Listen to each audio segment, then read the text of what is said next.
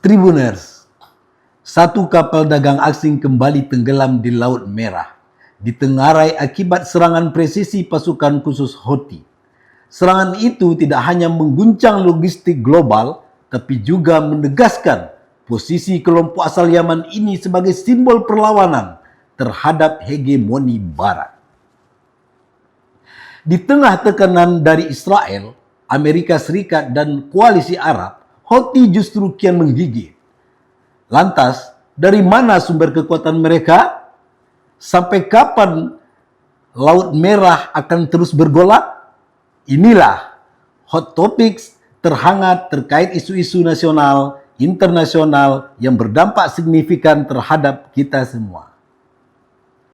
Siapa sanggup hentikan kegilaan Houthi di Laut Merah? Kelompok Houthi di Yaman kembali membuktikan bahawa mereka masih menjadi mimpi buruk di Laut Merah. Pasukan khusus Ansarullah berhasil menenggelamkan kapal angkut Magic S berbendera Liberia yang dioperasikan oleh perusahaan Inggris. Kapal tersebut dituduh membawa logistik ke Israel melalui pelabuhan Eilat. Kerana itu, Houthi menggempurnya saat sedang berlayar. Serangan pembukaan dilancarkan melalui drone kamikaze yang menghantam kapal dan menimbulkan 2 ledakan besar. Setelahnya, pasukan khusus Houthi menyerbu kapal dengan perahu cepat. Setelah memberi kesempatan evakuasi kepada awak kapal, mereka menanam bahan peledak yang diledakkan nyaris bersamaan, menghancurkan lambung kapal. Perlahan, kapal berwarna merah itu tenggelam ketika air laut mulai memenuhi badan kapal. Dokumentasi serangan tersebut kemudian dirilis oleh kelompok Houthi. Dalam pernyataan resminya, kelompok Houthi menegaskan kembali komitmen mereka untuk menjamin kebebasan navigasi di laut. Dalam pernyataan resminya, kelompok Houthi menegaskan kembali komitmen mereka untuk menjamin kebebasan navigasi di Laut Merah bagi semua pihak, kecuali Israel dan negara-negara pendukungnya. Kantor berita Sabah, Selasa malam, 8 Juli 2025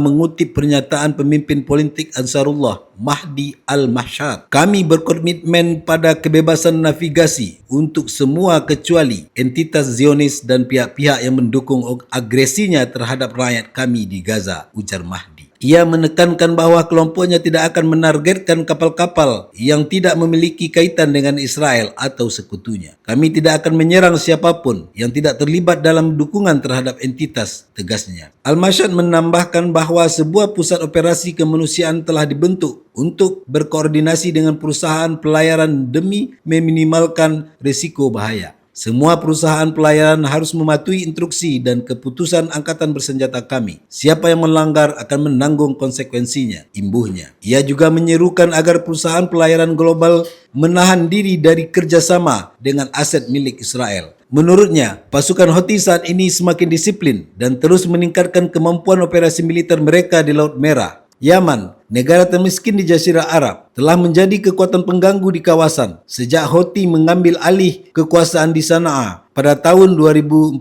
Koalisi Arab yang dipimpin Arab Saudi meluncurkan operasi militer untuk menghancurkan Houthi, namun justru berbalik menjadi bumerang. Riyadh gagal mengembalikan kekuatan presiden terguling, Abdul Rabu Mansur Hadi. Sebaliknya, militer koalisi menderita kerugian besar akibat serangan balasan Ansarullah. Fasilitas seperti ladang dan kilang minyak milik Aramco pernah dihantam rudal Houthi. Di perbatasan Yaman Saudi, pasukan koalisi mengalami kekalahan telak, terutama di wilayah pegunungan terpencil. Saudi dan Emirat Arab pun berkali-kali kehilangan jet tempur F-16 yang jatuh akibat rudal Houthi, meskipun mendapat bantuan sistem pertahanan dari Amerika Serikat. Beberapa bulan lalu, Presiden Amerika Serikat Donald Trump sempat memerintahkan serangan terhadap Houthi dengan mengerahkan kapal induk. Namun, perlawanan sengit Ansarullah nyaris membuat Pentagon kehilangan USS Harry S. Truman.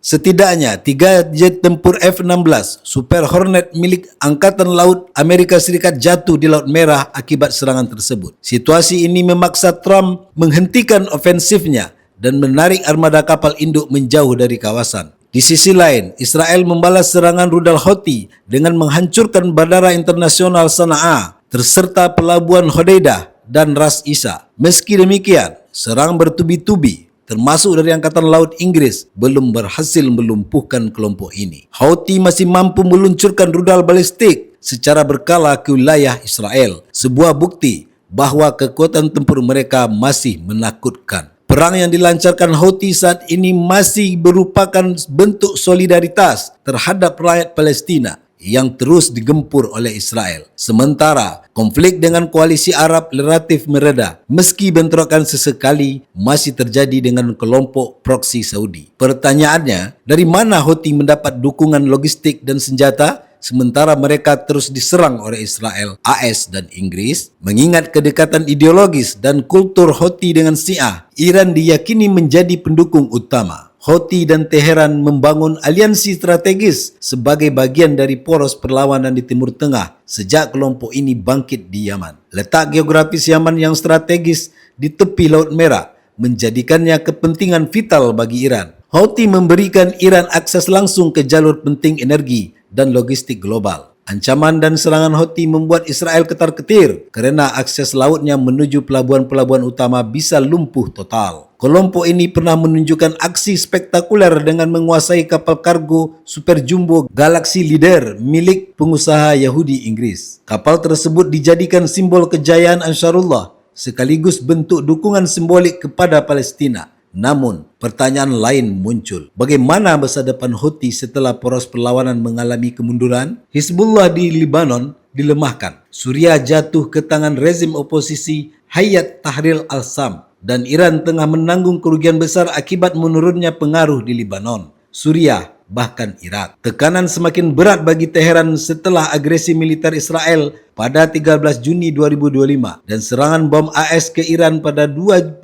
Juni 2025. Secara matematis, kekuatan Houthi mestinya ikut melemah, tapi kenyataan menunjukkan sebaliknya. Ansarullah justru berhasil menciptakan kejutan-kejutan yang tetap mengguncang dunia. Mereka terus menebar ancaman, terutama ke Israel yang menjadi target utama serangan jarak jauh. Houthi Yaman, terlepas dari kontroversi dan pro kontra, kini menjadi simbol perlawanan terhadap dominasi Barat. Sebuah hal yang langka di tengah superioritas militer Israel dan dominasi Amerika di kawasan. Di tengah kemegahan dunia Arab, dari negeri termiskin di kawasan, Houthi mampu memberi dampak serius terhadap geopolitik regional. Koalisi Arab pun telah merasakan kerasnya perlawanan dari kelompok yang sulit dilumpuhkan di darat, meskipun hanya menggunakan peralatan tempur seadanya. Mungkin satu-satunya cara mengalahkan Houthi adalah dengan invasi darat seperti yang dilakukan Amerika Serikat saat menggulingkan Saddam Hussein di Irak. Namun pertanyaannya,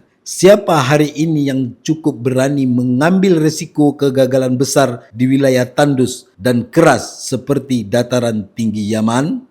Download Tribun X sekarang, menghadirkan lokal menjadi Indonesia.